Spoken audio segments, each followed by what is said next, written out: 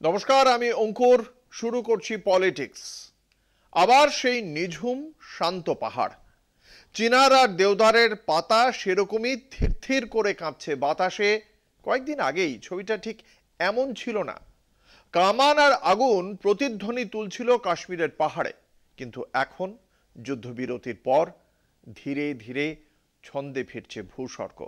আবার আশায় বুক বাঁধছে কাশ্মীরের মানুষ। খুলছে স্কুল, দোকানপাট, রোজকার চেনা বেঁচে থাকা আবার ফিরে আসছে উপত্যকায়। কিন্তু বসে নেই জওয়ানরা। সন্ত্রাস দমনে জম্মু কাশ্মীরে চলছে ভারতীয় সেনা, জম্মু কাশ্মীর পুলিশ ও সিআরপিএফ এর অপারেশন। অভিযানে উদ্ধার হয়েছে প্রচুর আগ্নেয়াস্ত্র। বুধবার প্রধানমন্ত্রী নরেন্দ্র মোদীর নেতৃত্বে মন্ত্রিসভার নিরাপত্তা কমিটির বৈঠকে দেশ জুড়ে নিরাপত্তা পরিস্থিতির পর্যালোচনা হয়েছে। অন্যদিকে বুধবার রাষ্ট্রপতিকে অপারেশন সিঁদুরের আপডেট দিয়েছেন তিন বাহিনীর প্রধান এবং সিডিএস অনিল চৌহান।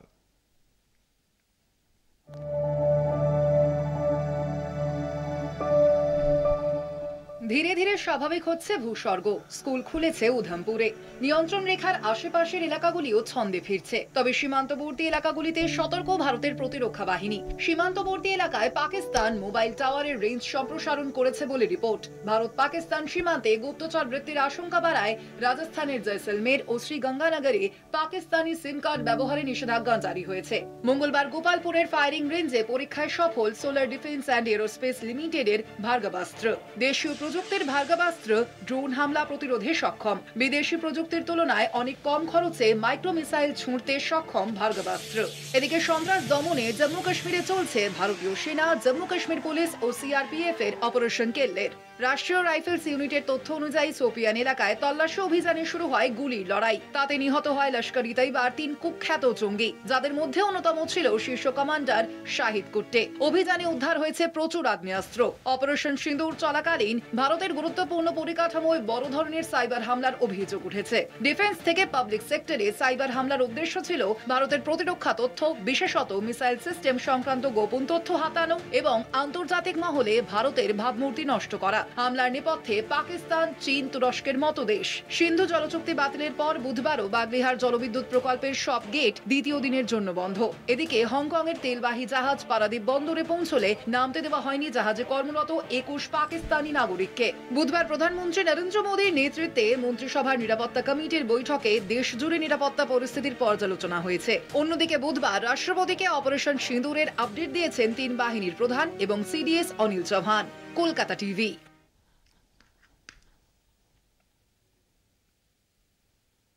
যুদ্ধ থেমেছে বেশ কদিন হলো, কিন্তু রিসরার একটি ছোট্ট বাড়িতে হাসি ফুটল আজ। শেষ হলো ভয়ের, দুশ্চিন্তার, শেষ হলো অনিশ্চিত ভবিষ্যতের। হ্যাঁ, ঠিকই ধরেছেন, বলছি বিএসএফ জওয়ান পূর্ণম কুমার সাউয়ের কথা। যুদ্ধের ঠিক আগে আগে পাক সেনার হাতে বন্দী হয়েছিলেন পূর্ণম। তারপর কামানের আগুনে ভরে গেল নিয়ন্ত্রণ রেখা। সেই যুদ্ধের হাওয়াতেও কিন্তু পূর্ণমের কথা ভোলেনি দেশ। টানা চেষ্টা চলেছে তাকে মুক্ত করার, আর সফল হয়েছে সেই চেষ্টা। অবশেষে দেশে ফিরলেন বিএসএফ জওয়ান পূর্ণম কুমার সাউ। ২২ দিনের মাথায় ভারতে ফিরলেন তিনি। বুধবার পাকিস্তান থেকে মুক্তি পান পূর্ণম। সকাল ১০টা নাগাদ আটারি ওয়াঘা সীমান্ত দিয়ে দেশে ফিরেছেন রিসরার বিএসএফ জওয়ান। গত ২৩ এপ্রিল থেকে পাকিস্তানে আটক অবস্থায় ছিলেন তিনি। ভারতের কূটনৈতিক চাপে নতি স্বীকার পাকিস্তানের। পূর্ণমের স্ত্রীকে ফোন করে শুভেচ্ছা মুখ্যমন্ত্রী মমতা বন্দ্যোপাধ্যায়ের।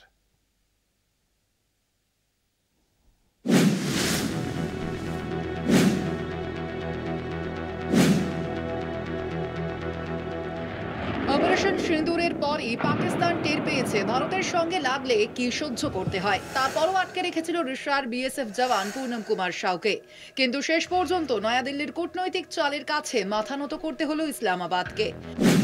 ভারতের প্রবল চাপে অবশেষে বিএসএফ জওয়ান পূর্ণম সাউকে ছাড়তে বাধ্য হলো পাকিস্তান। ২২ দিনের মাথায় তাকে ছাড়ল পাক রেঞ্জার্স। অপারেশন সিঁদুরের পর ভারতের আরো বড় কূটনৈতিক জয়।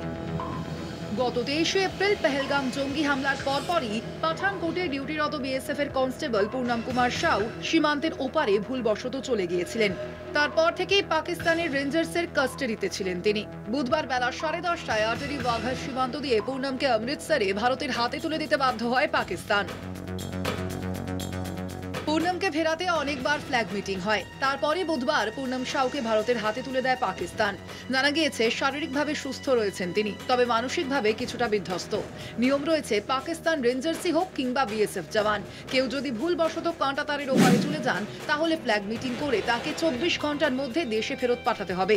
কিন্তু পূর্ণমকে আটকে রেখেছিল পাকিস্তান। টানা 22 দিনের কূটনৈতিক লড়াই। অবশেষে চাপের মুখে নতি স্বীকার পাকিস্তানের। পাকিস্তানে আটক স্বামীর মুক্তির জন্য হুগলি থেকে অন্তঃসত্ত্বা স্ত্রী ছুটে গিয়েছেন হিমাচল প্রদেশের কাংড়ায় বিএসএফ এর সদর দপ্তরে। গিয়েছেন স্বামীর কর্মস্থলেও, কিন্তু তারপরেও দীর্ঘ অপেক্ষা। বুধবার পূর্ণমীর মুক্তিতে স্বস্তি ফিরেছে তাঁর রিশার বাড়িতে।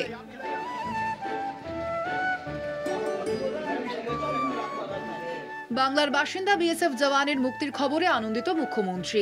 আজ কোর্ট থেকে উনি চলে এসেছেন। আমি আপনাকে ফোন করেছিলাম সকালে, খারাপ কোনো ধরেনি, কিন্তু আমি যখনই শুনেছি রিলিজ হয়ে গেছে আমি তখনই ফোন করেছি। না ম্যাডাম, অ্যাকচুয়ালি আমার আজকে ফোন খারাপ হয়ে গেছে, অনই হচ্ছে না। নো প্রবলেম, আপনারা এখন একটু হাসিতে থাকুন। ঠিক আছে ম্যাডাম, অনেক অনেক ধন্যবাদ আপনাকে। আমার অনেক বেস্ট উইশেস থাকলো আমার ভাইয়ের জন্য। ঠিক আছে ম্যাডাম, ঠিক আছে। সুকান্ত বলছি, আমি নমস্কার। বলছি আপনার ছেলে ফিরে এসেছে। আপনার নিশ্চয়ই আজকে খুব আনন্দের দিন। আমাদেরও খুব আনন্দ হচ্ছে। খুবই আনন্দ আছি, সবাইকে মুখ মিষ্টি করাচ্ছি, আপনারাও এসে মুখ মিষ্টি করুন। 10ই মে ভারত পাকিস্তান যুদ্ধবিরতি ঘোষণার পর পরিবারের আশা ছিল শীঘ্রই পূর্ণম মুক্তি পাবেন। যুদ্ধবিরতির 4 দিন পর অবশেষে দেশে ফিরলেন পূর্ণম। তবে এখনই বাড়ি ফিরতে পারবেন না তিনি। হবে বেশ কিছু মেডিকেল টেস্ট, সঙ্গে জিজ্ঞাসাবাদ। একা পূর্ণমী মুক্তি পেলেন না, বন্দি বিনিময় হলো পাকিস্তানের সঙ্গে। ভারত ফেরালো রাজস্থানে আটক সেই পাক রেঞ্জারকেও। কলকাতা টিভি। কাশ্মীরের রাজনীতি কি বিজেপি নিয়ন্ত্রণ করছে? যুদ্ধ থামার পরপরই এই প্রশ্ন উঠছে, কারণ যুদ্ধ নিয়ে গোটা দেশে রাজনৈতিক চর্চার কোনো শেষ নেই। প্রধানমন্ত্রীর জাতির উদ্দেশ্যে ভাষণ থেকে যুদ্ধের সাফল্য, সব কিছু নিয়েই নিশানা করছে বিরোধীরা। দাবি উঠেছে সংসদের বিশেষ অধিবেশনেরও। এরকম সময় কাশ্মীরের পিপলস ডেমোক্রেটিক পার্টির নেত্রী মেহবুবা মুফতি সরাসরিই বলেছেন, এখন সরকারকে কাঠগড়ায় তোলার সময় নয়। প্রশ্ন উঠছে, মুফতি কি তাহলে মোদির পাশেই রয়েছেন? সত্যিটা হলো, ভারত পাক যুদ্ধে প্রধানমন্ত্রীর ভূমিকা নিয়ে প্রশ্নের কোনো শেষ নেই। কিন্তু তারপরেও কাশ্মীরের মুখ্যমন্ত্রী ওমর আবদুল্লাহ সে নিয়ে কোনো কথাই বলেননি, বরং জানিয়েছেন পাক গোলায় কাশ্মীরিদের মৃত্যু নিয়ে কেন কেউ কিছু বলছেন না। অন্যদিকে রাষ্ট্রপতির সঙ্গে দেখা করেছেন স্বরাষ্ট্রমন্ত্রী অমিত শাহ। রাজনৈতিক মহলের ধারণা, সেই বৈঠকে সংসদের বিশেষ অধিবেশন নিয়ে আলোচনা হয়ে থাকতে পারে।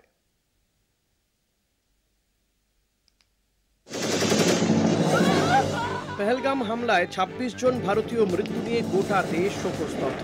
প্রতিশোধ চেয়ে ক্ষোভে ফুঁসছিল দেশ। তারপরই ভারতের চরম প্রত্যাঘাত অপারেশন সিঁদুর। সন্ত্রাসের বিরুদ্ধে কঠোর জবাব ভারতের।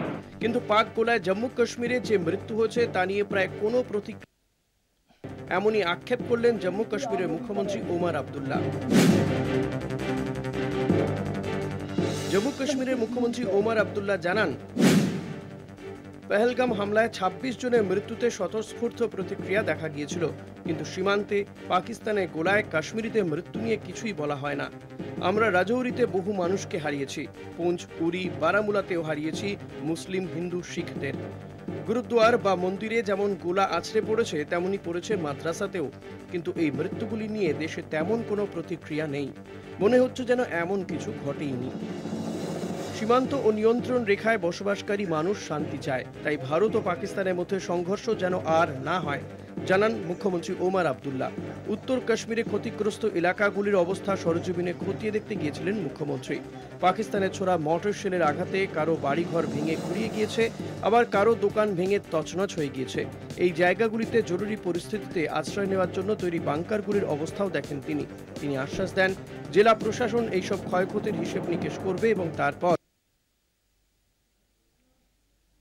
তোমার বাড়ি আমার বাড়ি মধ্যে সুর নদী, সেই নদীরে মনে হইল অকুল জলধি। সোনা বন্ধুরে আমি তোমার নাম লইয়া কান্দি। বন্ধুর জন্য বন্ধুর কান্না লুকিয়ে আছে এই লোকগানে। প্রধানমন্ত্রী নরেন্দ্র মোদীর অবস্থাকেও কি এমনটাই বলা যায়? কেননা ডোনাল্ড ট্রাম্পের সঙ্গে বন্ধুত্বের মাসুল ভালোভাবেই চোকাতে হচ্ছে মোদীজিকে। ভারত পাক যুদ্ধ নিয়ে ঘরে বাইরে ঢাক বাজিয়ে চলেছেন ট্রাম্প। বলছেন কেউ কিছু নয়, সব নাকি তিনিই করেছেন। আরে মোদিজি তো এইটুকুনি অন্তত বলুন যে আমরাও অন্তত কিছু করেছি। কিন্তু কোথায়? মুখে কুলু পেটে আছেন মোদিজি। কেন এই নীরবতা? কিন্তু মুখ খুললে কি আরো বিপদ? ডোনাল্ড ট্রাম্প কারোর প্রতিবাদ সহ্য করার লোক নন। কি হবে তখন? বন্ধুত্বের বন্ধন কি মোদিজির গলার দড়ি হয়ে উঠল এবার?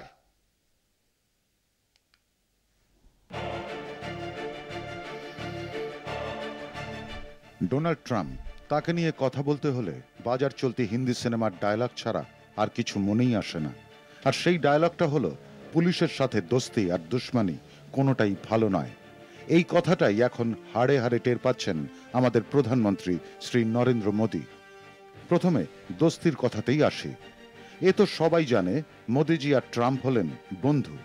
কিন্তু ভারত পাক যুদ্ধের হাওয়ায় মোদিজির সেই বন্ধু কি করেছিলেন?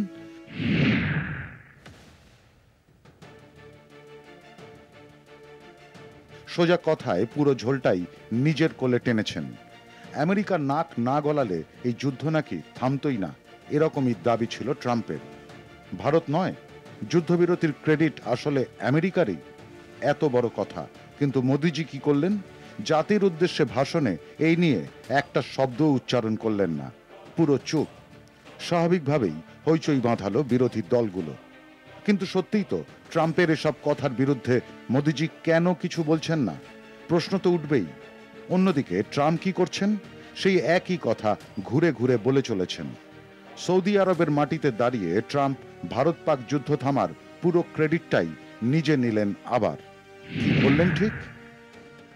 ভারত ও পাকিস্তানের মধ্যে বাড়তে থাকা হিংসা বন্ধ করার ক্ষেত্রে আমার প্রশাসন একটি ঐতিহাসিক যুদ্ধবিরতি সফলভাবে সম্পন্ন করেছে। এই সংঘর্ষ বিরতি চুক্তি করার ক্ষেত্রে বাণিজ্যকে ব্যাপকভাবে ব্যবহার করেছি। আমি বলেছিলাম, চলুন একটা চুক্তি করি, কিছু বাণিজ্য করি। খালি এটুকুই নয়, ট্রাম্প আরও বলেছেন, আমি তো ভারত পাকিস্তানকে একসাথে ডিনার খেতে বলেছি। Just days ago, my administration successfully brokered a historic ceasefire to stop the escalating violence between India and Pakistan.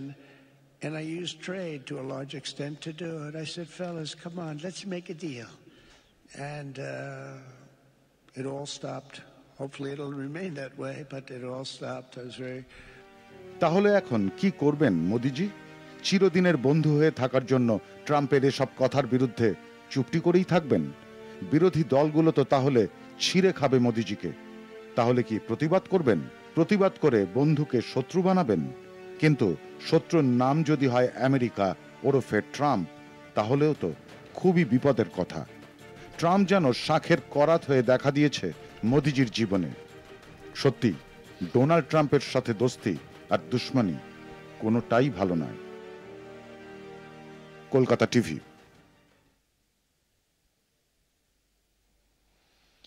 ভারতের দুই প্রতিবেশী দুদিক থেকেই ভারতকে দীর্ঘদিন ধরেই বিভিন্ন ইস্যুতে বিরক্ত করে চলেছে। একদিকে যেমন পাকিস্তান, অন্যদিকে চীন। সেই চীনের নতুন কীর্তির কথাই জানাবো একটা ছোট্ট বিরতির পর। সঙ্গে থাকুন। কোথাও কিছু নেই, থেকে থেকে নতুন ম্যাপ বার করে চীন, যেখানে বারবার ভারতের অরুণাচল প্রদেশের কিছু জায়গাকে চীনের অংশ বলে দেগে দেয় তারা। এই ঘটনা ঘটেছে আবার। রবিবার চীনের কমিউনিস্ট সরকারের তরফে এক বিজ্ঞপ্তিতে অরুণাচলের 27টি গ্রামকে তাদের মানচিত্রের অন্তর্ভুক্ত করে নতুন নামকরণ করা হয়েছে। এর তীব্র বিরোধিতা করেছে নয়াদিল্লি। বুধবার বিদেশ মন্ত্রকের পক্ষ থেকে বিবৃতি দিয়ে চীনের পদক্ষেপকে অনর্থক ও অযৌক্তিক বলে জানানো হয়েছে। ভারতের ঘোষণা, অরুণাচল প্রদেশ ভারতের অবিচ্ছেদ্য অংশ ছিল, আছে এবং থাকবে।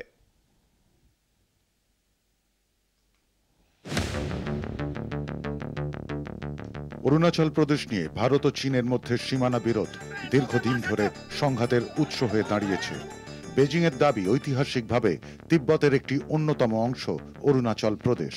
অন্যদিকে নয়াদিল্লি স্বাধীনতা এবং তার পরবর্তী সময় থেকে অরুণাচলকে ভারতের অবিচ্ছেদ্য অংশ হিসেবে শাসন করে আসছে। কিন্তু তা সত্ত্বেও বারবার অরুণাচলের বেশ কয়েকটি স্থানের নাম পরিবর্তন করে মানচিত্র প্রকাশ করে বেজিং। 2024 সালেও অরুণাচলের বেশ কয়েকটি এলাকার নাম বদল করে জাংনান বা দক্ষিণ তিব্বত হিসেবে অভিহিত করে চীন। সেবার 30টি নতুন নামের তালিকা প্রকাশ করেছিল তারা। তাতে 12টি পাহাড়, 4টি নদী, একটি হ্রদ, একটি গিরিখাত এবং 11টি গ্রাম ও একটি জমিকে নিজেদের বলে দাবি করেছিল চীন। ভারত তা স্পষ্টভাবে প্রত্যাখ্যান করেছিল। এবার নতুন উৎপাত শুরু গত রবিবার। হঠাৎই চীনের কমিউনিস্ট সরকারের তরফে অরুণাচলের 27টি গ্রামের নতুন নামের তালিকা প্রকাশ করা হয়। তারই তীব্র বিরোধিতা করেছে বিদেশ মন্ত্রক। বিদেশ মন্ত্রকের মুখপাত্র রণবীর জয়সওয়াল বলেছেন, চীন বারবার ভারতের রাজ্য অরুণাচল প্রদেশের বিভিন্ন এলাকার নিজস্ব নামকরণের অযৌক্তিক চেষ্টা চালিয়ে যাচ্ছে। আমরা নির্দিষ্টভাবে চীনের এই কর্তৃত্ববাদী ভূমিকার বিরোধিতা করছি। নিজের মতো করে নামকরণ করলেই প্রকৃত বাস্তবকে উপেক্ষা করা যায় না। অরুণাচল ভারতের অবিচ্ছেদ্য অংশ ছিল, আছে ও থাকবে। এর আগে তাওয়াং উপত্যকাতেও চীন তাদের অধিকার দাবি করে, যা নিয়ে কয়েক বছর আগেই তাওয়াং উপত্যকায় উত্তেজনা ছড়িয়েছিল। গত কয়েক বছরে এই অঞ্চলের জলসম্পদ ব্যবহার নিয়েও উদ্বেগ দেখা দিয়েছে। উদ্বেগের কারণ, তিব্বতের মেদক প্রদেশে ইয়ারলুং সাংপো নদীর উপর বিশ্বের বৃহত্তম জলবিদ্যুৎ বাঁধ নির্মাণের সিদ্ধান্ত নিয়েছে চীন। এই নদীটি বাঁক নিয়ে ভারতে প্রবেশের পর অসমে ব্রহ্মপুত্র নামে পরিচিত হয়। এই নদীর উপর বাঁধ তৈরি হলে ব্রহ্মপুত্রের জলের পরিমাণ সুনির্দিষ্ট থাকবে না, তা নিয়ন্ত্রণ করবে চীন। ফলে অসম সহ উত্তর পূর্বের সেচ থেকে অন্যান্য নানা ক্ষেত্রে প্রশ্নচিহ্ন তৈরি হবে। এমনকি চীন হঠাৎ জল ছেড়ে দিলে ভেসে যাবে ভারতের উত্তর পূর্বাঞ্চলের বিস্তীর্ণ এলাকা। এই সব কারণেই চীন সীমান্ত লাগোয়া উত্তর পূর্বাঞ্চলের এই রাজ্যের দিকে বাড়তি নজর রাখে প্রতিরক্ষা মন্ত্রক। কলকাতা টিভি।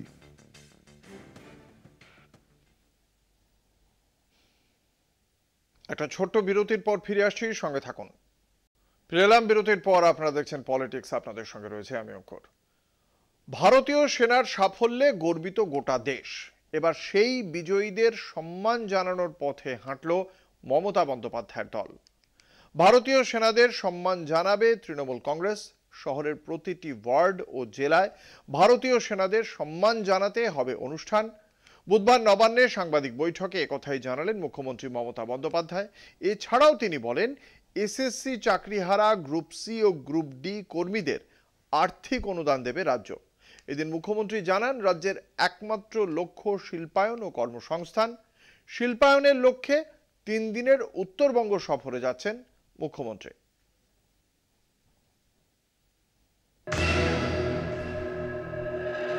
পাকিস্তানকে দুর্মুষ করার জন্য ভারতীয় সেনাবাহিনীকে কুর্নিশ জানালেন মুখ্যমন্ত্রী মমতা বন্দ্যোপাধ্যায়।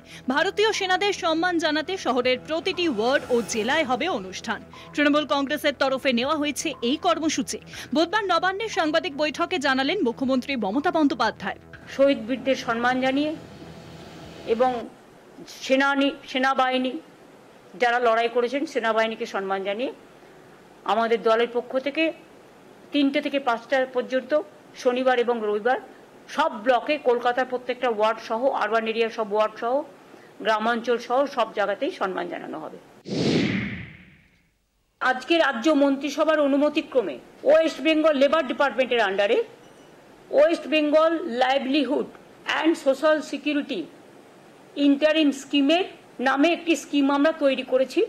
এর মাধ্যমে সিদ্ধান্ত হলো যে ওই গ্রুপ সি ও ডি কর্মচারীদের 1 এপ্রিল থেকে 2025 1 এপ্রিল থেকে মাসে যতক্ষণ পর্যন্ত কোনো সিদ্ধান্ত না হচ্ছে যথাক্রমে গ্রুপ সি 25,000 এবং গ্রুপ ডি 20,000 টাকা করে অনুদান দেওয়া হবে। দ্রুত শিল্পায়নই যে রাজ্যের একমাত্র লক্ষ্য তা ফের একবার মনে করিয়ে দিলেন মুখ্যমন্ত্রী। পুরুলিয়ার যে রঘুনাথপুর, যেখানে আমরা জঙ্গল সুন্দরী কর্মনগরী করেছি, এখানে রঘুনাথপুরের জঙ্গল সুন্দরী কর্মনগরী, দুর্গাপুরের মানগাপুর, বর্ধমানের পানাগড় সহ বিভিন্ন ইন্ডাস্ট্রিয়াল পার্ক যেগুলো আমাদের WIDC তৈরি করেছেন, সেখানে 10টা ইন্ডাস্ট্রিয়াল প্লট বিভিন্ন কোম্পানিকে বরাদ্দ করার সিদ্ধান্ত নেওয়া হয়েছে। 25,000 কোটিরও বেশি বিনিয়োগ আসবে এবং প্রায় 70,000-এর ওপর মানুষ ডাইরেক্ট এবং ইনডাইরেক্ট তারও বেশি কর্মসংস্থান তৈরি করবেন এবং এগুলোর ম্যাক্সিমাম হচ্ছে স্টিল ইন্ডাস্ট্রি। যেহেতু ইন্টারন্যাশনাল আছে, ইনফরমেশন আছে, আর টিতে টি আছে, এন্টারটেনমেন্ট আছে ই, আর কালচারালে সি আছে। সুতরাং ইংরেজিতে শর্টেস্ট ফর্ম হচ্ছে আইটেক পার্ক, আর বাংলা এটার নাম হবে বিশ্ব অঙ্গন। রাজ্যে তৈরি হয়েছে প্রবল শিল্পের সম্ভাবনা। শিল্পায়নের ফলে রাজ্যে বাড়ছে কর্মসংস্থান। ইস্পাত শিল্পে আরও কর্মসংস্থান বাড়বে বলেই মনে করেন মুখ্যমন্ত্রী। এবার সেই লক্ষ্যেই ফের উত্তরবঙ্গ সফরে একাধিক কর্মসূচি নিয়ে যাচ্ছেন তিনি। কলকাতা টিভি।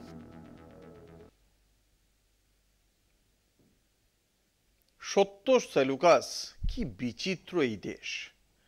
দেশের জন্য জান লড়ালেন যিনি, যুদ্ধের সময় হয়ে উঠলেন দেশের মুখ, তাকেই নিশানা করতে এতটুকু বাঁধল না মধ্যপ্রদেশের বিজেপি মন্ত্রী বিজয় শাহের। কর্নেল সোফিয়া কুরেশিকে সিস্টার অফ টেরোরিস্ট বা জঙ্গিদের বোন বলে দেগে দিলেন বিজয়। না, সরাসরি বলেননি। বিজয় শাহের বক্তব্য, জঙ্গিরা আমাদের মা বোনের সিঁদুর মুছে দিয়েছে, তাই তাদের বিরুদ্ধে জঙ্গিদের বোনকেই ব্যবহার করেছেন মোদিজি। বোঝাই যাচ্ছে এই জঙ্গিদের বোন ঠিক কে। আর শুধু আমরাই নয়, বুঝেছে মধ্যপ্রদেশ হাইকোর্টও। তাই বিজেপি নেতা কুঁয়ার বিজয় শাহের বিরুদ্ধে স্বতঃপ্রণোদিত পদক্ষেপ করল মধ্যপ্রদেশ হাইকোর্ট। সরাসরি হুকুম দিল শাহের বিরুদ্ধে FIR করার। এর অন্যথা হলে ডিজিপির বিরুদ্ধে আদালত অবমাননার পদক্ষেপ করা হবে বলেও জানিয়েছে হাইকোর্ট। এটুকুই নয়, বিজয় শাহ বিষ ছড়াচ্ছেন বলেও মন্তব্য আদালতের।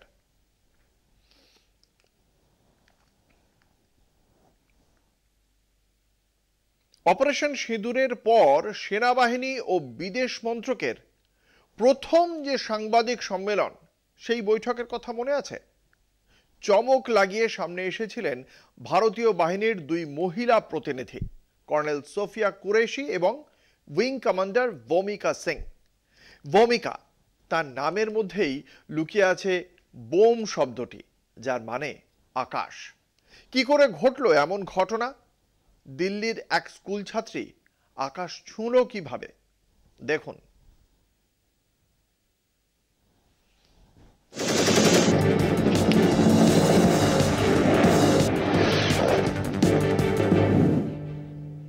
कितने लोग व्योमिका सिंह और सोफिया कुरैशी बनना चाहते हैं? हाथ उठाए।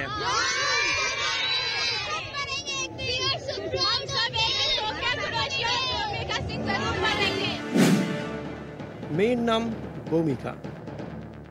স্বপ্নেরা যেখানে আকাশ ছুতে চায়, সেখানে এ মেয়ের নামেই আকাশ যোগ। সার্থক নাম উইং কমান্ডার ভূমিকা সিং। ইন্ডিয়ান আর্ম ফোর্সেস আর ফুলি প্রিপেয়ার্ড। অপারেশন সিঁদুরের সাংবাদিক বৈঠকে ভারতীয় সেনাবাহিনীর 2 প্রতিনিধির একজন তিনি। গোটা দেশ এখন চেনে এই অকুতভয় উইং কমান্ডারকে। অনেক বছর আগে দিল্লির সেন্ট অ্যান্টনি স্কুল ছাড়ার দিন শিক্ষিকা নীলম ওয়াসন সবচেয়ে সত্যি কথা লিখে দিয়েছিলেন ছাত্রী ভূমিকার নোট বইতে। হিন্দির শিক্ষিকা নীলম লিখেছিলেন, বোম কো ছুনে কে লিয়ে বনি হো, অর্থাৎ আকাশ ছুতেই জন্মেছ তুমি। লেখার সময় অবশ্যই তিনি ভাবেননি তার কথা এভাবে ফলে যাবে।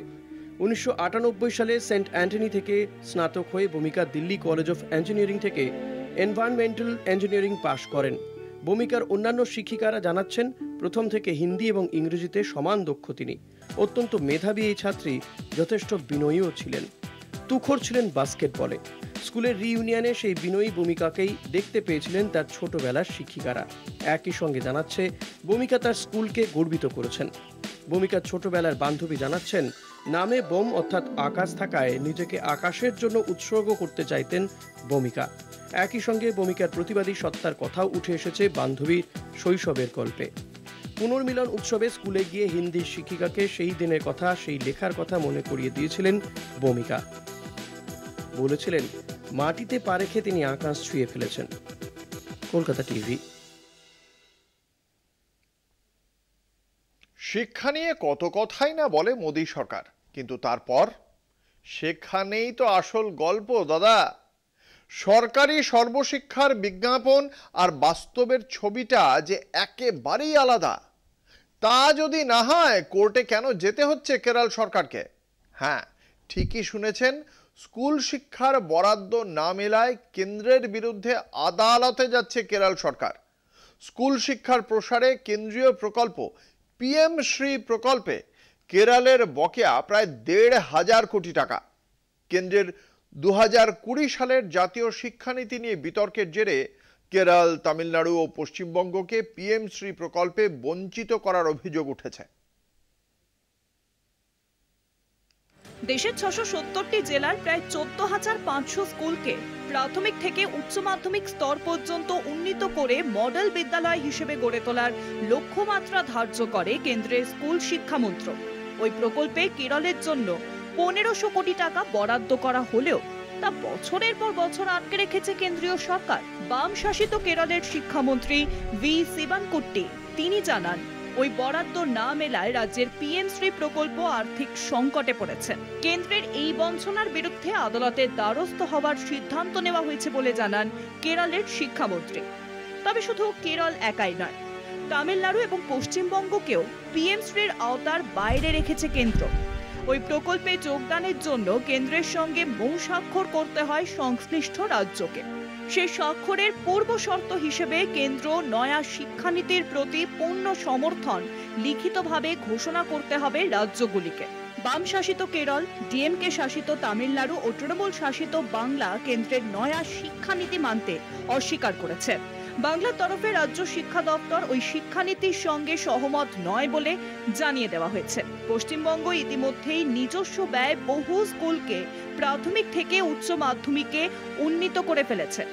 বাংলার শিক্ষামন্ত্রী ব্রাত্য বসু নিজেই সে কথা জানিয়েছেন। পিএম শ্রী প্রকল্পে কেন্দ্রীয় বরাদ্দ মোট ২৭,৩৬০ কোটি টাকা। বরাদ্দকৃত অর্থের ৬০% কেন্দ্রের আর বাকি ৪০% রাজ্যের। শিক্ষা যৌথ তালিকায় থাকার সুবাদে কেন্দ্র জাতীয় শিক্ষানীতি রূপায়ণের নামে শিক্ষায় গৌরিকীকরণের পরিকল্পনা নিয়েছে। স্কুল শিক্ষার সিলেবাস সংস্কারের নামে গেরুয়া আদর্শ প্রচারে নেমেছে নরেন্দ্র মোদী সরকার। কেরলের শিক্ষামন্ত্রী ভি শিবানকুট্টির তিনি দাবি করেছেন, রাজনৈতিক উদ্দেশ্যে কেন্দ্র শিক্ষাকে ব্যবহার করতে চাইছে। তাদের নীতির কাছে বশ্যতা না মানায় রাজ্যকে আর্থিক দিক থেকে বঞ্চিত করা হচ্ছে। তার দাবি, রাজ্যে বোর্ডের অন্তর্ভুক্ত স্কুলগুলিকে নয়া শিক্ষানীতির মাধ্যমে নিয়ন্ত্রণ করতে চাইছে কেন্দ্র। তাতে বাধা দেওয়ায় রাজ্যের প্রাপ্য দিচ্ছে না কেন্দ্রের শিক্ষামন্ত্রক। সেই অভিযোগ নিয়েই কেরল সরকার আদালতের মুখাপেক্ষী হয়েছে। কলকাতা টিভি। পলিটিক্স আজ এ পর্যন্তই। দেখতে থাকুন কলকাতা টিভি, রাত দিন, সাত দিন।